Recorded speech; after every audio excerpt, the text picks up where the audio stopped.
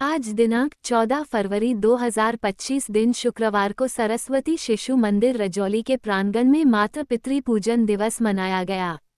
कक्षा अरुण उदय प्रभात के भैया बहनों के अभिभावकों की सहभागिता रही। अभिभावक प्रतिनिधि के द्वारा दीप प्रज्वलन कर कार्यक्रम की शुरुआत की गई।